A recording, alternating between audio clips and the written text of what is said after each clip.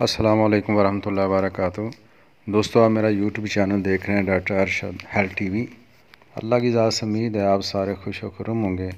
अल्लाह हम सब को सेहत तंदुरुस्ती अता फरमाए। अल्लाह हम सब का ख़ात्मा ईमान पर फरमाए। दोस्तों, आज हम बात करेंगे कि कौन सी ऐसी होम्योपैथिक मेडिसिन है जिनको इस्तेमाल करके पित्ते के ऑपरेशन से बच सकते हैं। मेरी ख़ुद अपनी मशीरा को पित्ते की पथरी का मसला था। ये मेडिसिन इस्तेमाल की, अल्लाह ताला ने करम फरमाया, ऑपरेशन से बच गई। सबसे बड़ी ख़ूबी इस मेडिसिन की ये है कि कोई औरत अगर प्रेग्नेंट हो तो प्रेगनेंसी के दौरान भी ये मेडिसिन इस्तेमाल कर सकती हैं।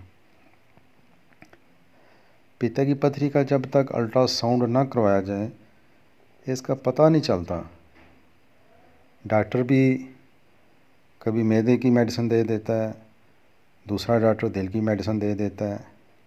कई डॉक्टरों हकीमों से मेडिसिन लेने के बाद जब अल्ट्रासाउंड करवाया तो पता चला कि पित्ते की पथरी है। एलोपैथिक वाले तो ऑपरेशन का मशवरा देते हैं और पित्ता ही निकाल देते हैं, ना रहे बांस ना बजे बांसुरी। लेकिन होम्योपैथिक में इसका बड़ा कामयाब इलाज है।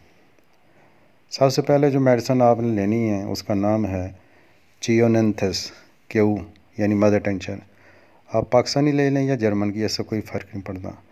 ये 10-10 कतरे दिन में 3 बार 8-8 घंटे बाद पानी के अंदर डाल के लेनी है। दूसरी जो मेडिसिन है उसका नाम है क्लोस्ट्रीनम 3x। ये गोलियां हैं, ये सुबह दोपहर शाम 2-2 गोलियां लेनी हैं। तीसरी जो मेडिसिन है उसका नाम है फेल्टोरी। ये भी 3x, ये भी टेबलेट हैं। ये भी आपने 2-2 गोलियां सुबह शाम लेनी हैं।